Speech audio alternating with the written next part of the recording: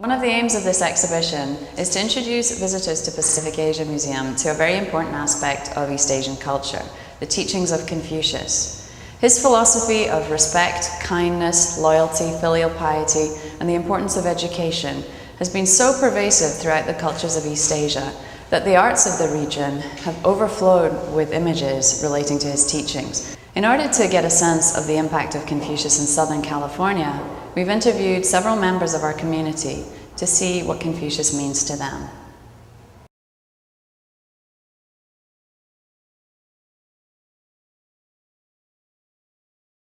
I think that Confucian philosophy has a lot to offer today. He lived 2,500 years ago, and what he recommended for society really can work in today's world. But basically his idea is that people living in harmony with one another and emphasizing the group and the family and respect for elders, respect for learning and educators still works today. Well, all Asian philosophies, Indian philosophy, Chinese philosophy, focus on something which is called the way. And I think Confucianism in particular offers an approach that is very, for lack of a better word, doable by people, because it focuses on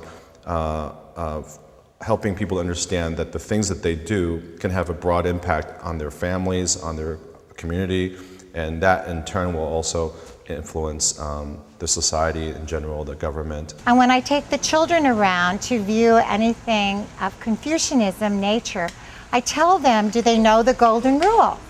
And a lot of them know, do unto others as you would have others do unto you. And so I say, that is really what Confucianism is all about. It's about what you do personally, and how you react is how the other person is going to react to you.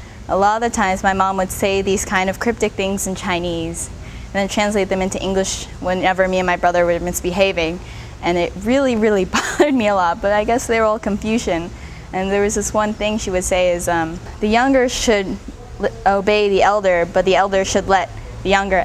And as a kid, this really, really puzzled me because I could not understand how this relationship could work, especially because I was the older sister and my brother would never listen to me. In Confucianism, there's a saying that we're all brothers, we're in the four directions of sea. So he emphasized that people are all equal, and then he emphasized that they all should get education regardless of their classes and background. So I learned from that. So when I actually get in touch with all the other kinds of people, I learned to respect them and respect their culture.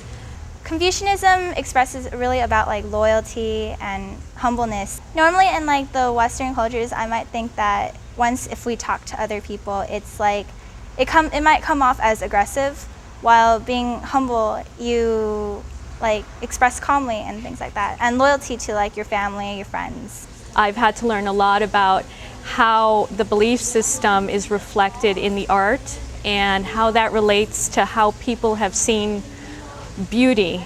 Because in many artworks, virtue is beautiful and it's manifested in art. And so Confucianism is very much related to that.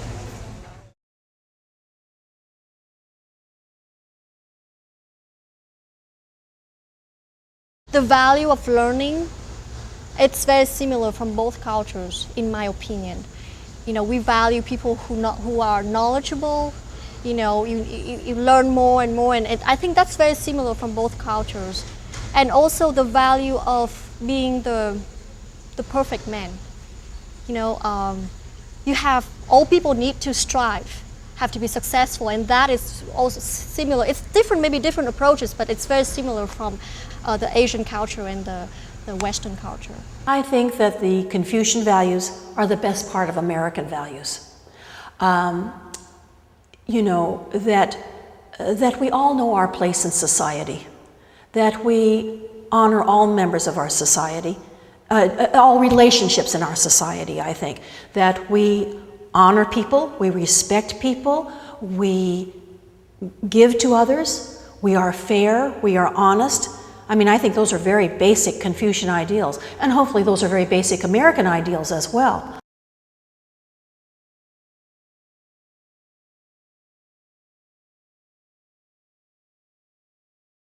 the best example is probably instant coffee and gourmet coffee. Okay, Western volume, everything is quick and affection and want to see result right away. So when we go into the restaurant, we want the quickest menu, the quickest service, get out and do the next thing that we want to do. But Asians' volume is, I want to sit down and really relax and enjoy the crowd, enjoy the environment, and then enjoy the taste of the food. It's the perception of time. We value the past. And even the word for past is also the same word as in front. Future, the word is also used the same word as behind. So we kind of march down history facing the past. So we look at the wisdom and the behavior code of honor from the past, then we can even walk backward. We'll be okay. While the West is more looking forward. Past is gone, behind us. Future is in front. I know that in Confucian thinking, there is a hierarchy of who the top dog is and who some of the lesser important, not lesser important, but lesser influential members of any team. In Western values, as the history of Western colonialism or Western development has focused on individual attitudes, individual success, whereas in a harmonious Confucian sense, it's important to recognize who the influential individuals are, but it's important to also give them respect. And sometimes respect is not the primary guideline in a Western environment.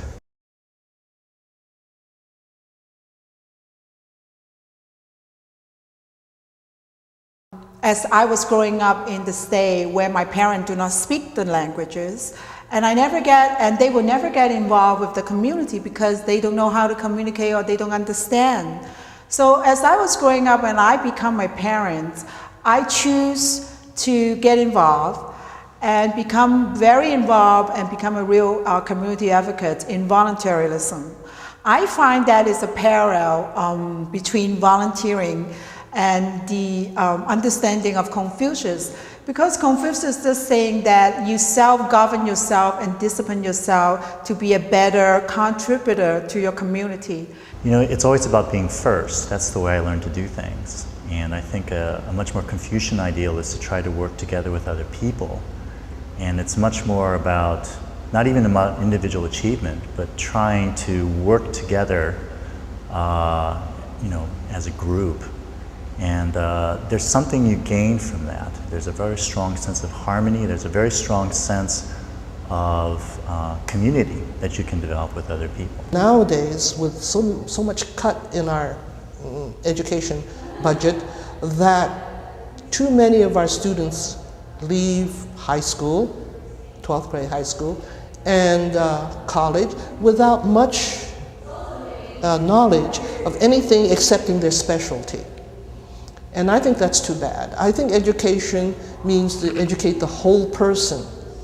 And the whole person needs philosophy, needs literature, needs to understand other cultures. And if he or she is lucky enough to be able to travel, if not, well, at least know friends who are from other backgrounds. We not only have to say, in my mind, cultivate myself, but also understand where other people are coming from, so that it's not just about you, but about everybody around you, and to have a kind of sensitivity and sensitivity for others, I think, will always bring people together.